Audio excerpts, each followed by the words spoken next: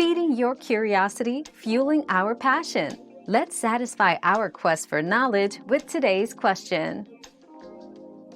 To use a boot repair disk, first, ensure your computer's BIOS is set to boot from a USB, DVD, depending on the disk's format. Restart your computer and select the boot repair disk option when prompted. Once loaded, select Recommended Repair to fix common boot issues automatically.